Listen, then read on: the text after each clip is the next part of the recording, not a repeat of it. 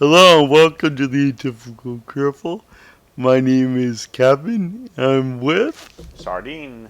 and I got attacked by the water bottle. You want me to Yes, destroy it? yes. Smash water bottle. Alright. How you been? I've been pretty good. It's a long Good. week, but doing good. Good. Perfunctory's out of the way. What about So, you? How have you been? I'm not looking forward to what we're going to be, um, watching in the up here, which is a equity, diversity, access. So there's a new buzzword and inclusion from my state of Washington. The governor's eye is upon me. Oh no, the Eye of Yeah, Sauron. I'm a little scared Yeah. because we talked about diversity, equity, inclusion before, right? Yeah. How it's kind of ruining caregiving. Yeah. Well, we get to see. This is a new thing. I got the email 2 days ago, and I'm waiting to. And specifically from the Washington State Department of Social and Health Services. Right, which is the larger organization that serves me. And YouTube wants us to know that it's from an accredited hospital. Not true. Yeah. So, YouTube spreading disinformation. yeah. All right. So we're gonna play it. We're gonna mute our sides, and then we'll play it and discuss. Okay, let's go. All right. I'm going to mute us.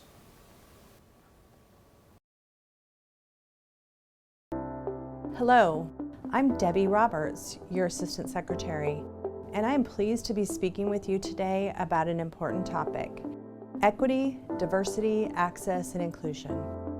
Our common goal is to continue the path towards becoming a more modern, high-performance organization.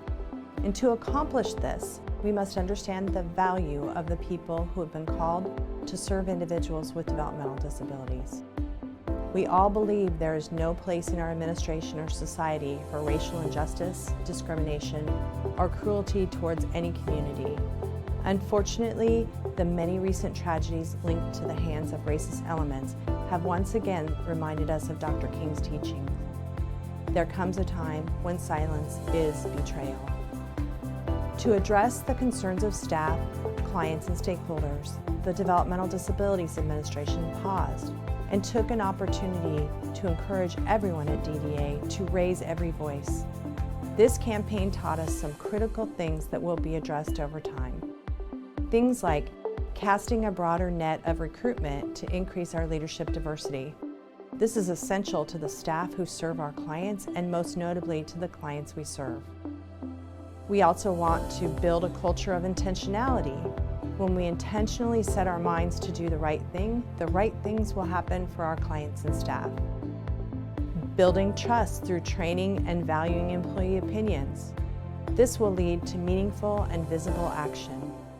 I want everyone in our administration to know that I am committed to our mission, our vision, and our values.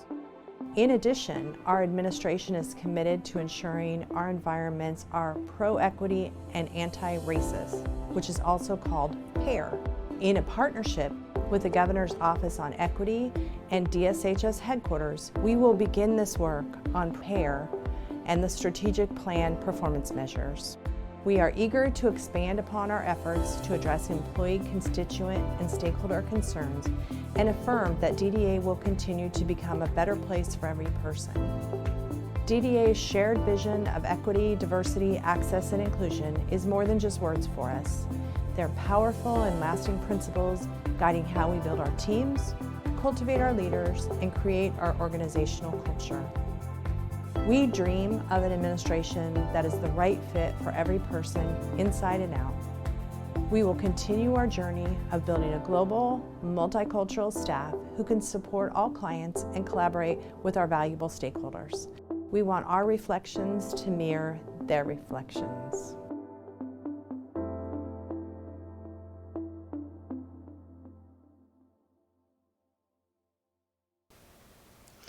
Well, wasn't that special? Huh. So, I'd be interested to hear what you clued in on, sir. Well, Because I clued in on 3 things. Oh, you what you clued. um, What piqued your interest? well, there was a couple of things. Okay. One was that they said something about the rise of racist violence Right. or something like that. I'm like, what? Well, For one, what the heck are you talking about? right.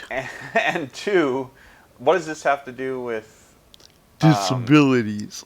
yeah, with the Washington well, okay, it is social and health services, Well, but that's kind of, the social. they had a very militant kind of It tone was. to it. It was. It was conform or else. Yeah, this is our ideology, and any decent person must agree.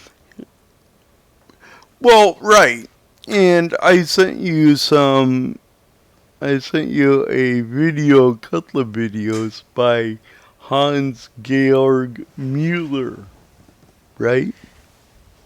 Yeah, and he was talking about how wokeism is kind of our civil religion. Yes. And when you have a civil religion, I don't know, like uh, pharaoh worship or, that Islam. or, well, Islam, not so much. Islam is a little different, but I'm thinking like Babylon, Hmm. where the worship and the governmental structure is the same. You don't think that's in Islamic states that's the case? Well, in Islam, the government is under the faith. Okay. The faith is supreme. I feel like that's kind of the situation a little bit here, don't you? Or no? I think that people are worshiping the bureaucratic structure along with a faith. Huh. And that way, like in Saudi Arabia, they have vice police, Yeah. vice and virtue. And they go around No with place in our- sticks. Sorry. They go around with sticks, not firearms. Okay. They're allowed to beat people, but not allowed to kill people. Not unless it goes through some sort of judicial process. Interesting. I could be wrong. I'm not friends with Musa MSB and whoever the crown prince is in Right. Saudi Arabia. Although I wouldn't mind hitting the out, take the on vacation. This was the other thing I clued in on. What? Uh, The being called? yeah, called to serve. Yes, it's a religious duty. Yeah. Those who have been called to serve. Well, and we've been getting this kind of religious language from caregiver training circles for quite a while. Wow. It's not just a job, it's a calling, Hmm. which is a way to get around paying them. Yeah. I mean, in economics, we used to say that there are multiple ways of getting paid, one of which is money. Right. You can get good feelings. That's where volunteer work comes into play. It's the work and the environment. Except the environment is not good. So do you think this will help or hurt my situation? I don't know, man. I think that they have a certain, I don't know who's going to meet, they're calling for basically ideological individuals, Mm-hmm. and I don't know who is going to meet, that call. I don't, Well, it's going to be BIPOC because we're up here in the Northwest, we're largely white. yeah, So and then what- also other minority type stuff that they're going to, like Like, what do you mean? Like stuff like sexual the minorities, well, transgender, gay.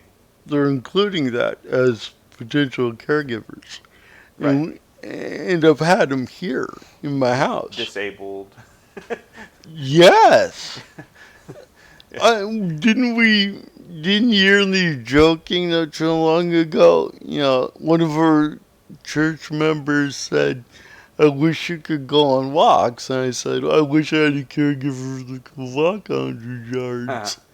Yeah. So there's a disconnect between what they're saying that they're promoting and what they're actually doing, which is, to take to use DSHS as a means of racial retribution. Because what they're doing is they're giving jobs to people based on race, Mm. and then saying, do a good job. And I don't think they are. Yeah. I don't think they are, because they know nothing about managing and dealing with caregiving issues. Yeah. They're just trying to use the job to pay somebody more than what they're worth, so that they can say, oh, look, we have all these brown and black people. Isn't this wonderful? Yeah. And when I think of, there's a Chinese word. Did you see this?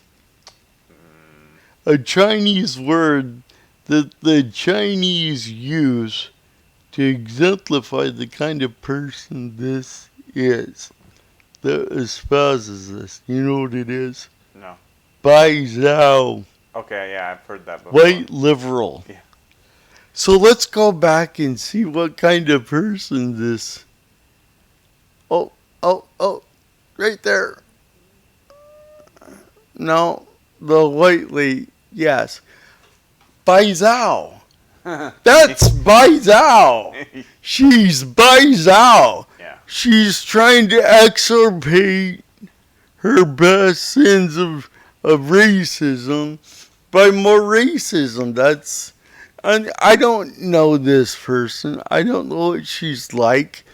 But if you follow the logic of what kind of person would do this, it's got to be somebody that thinks that because they're white, they have the power to do this. Yeah.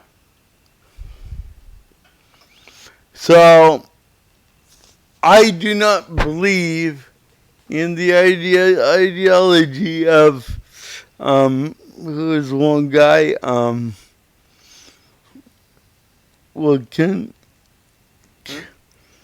who's the guy that's big into CRT? Ibram X. Kennedy? Yeah, Kennedy?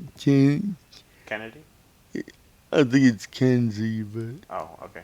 But the guy that wrote the book on anti-racism? yes. Yeah. He said the only way to deal with racism is future racism. Well, that's something I was wondering is like if you're hiring people based Yeah. on this anti-racist philosophy, Yes. I'm just wondering if they're going to treat people who are straight white males, Yes. they're going to get the same quality of care if they're hiring people based on their adherence to an ideology that basically straight white males are at the lowest, rung of society. Well, and furthermore to boot, I got cerebral palsy. Mm-hmm. And if you were to watch Crip Camp, the Obama funded Netflix documentary, cerebral palsy people are the lowest of the totem pole on there. Oh, really? Blind, deaf, polio, and spinal cords, they all get higher status. Huh. So there are pecking orders within pecking orders Wow. This is insane. So you're the lowest of the low. I am an N-word. Oh dear. I'm the white N-word. Yeah. All right. Well, I think. Very concerning. Well, it is. It is. And I would like to see different. So, I'm not saying this person is racist. I'm saying that in order to do the things that they espouse in this video, you have to look at race as a factor in this, which is barred by law. Yeah. Right? Yeah. All right. My name's Kevin. I'm the typical cripple I'm with. Sardine. And I'll see you on the next bounce. Adios.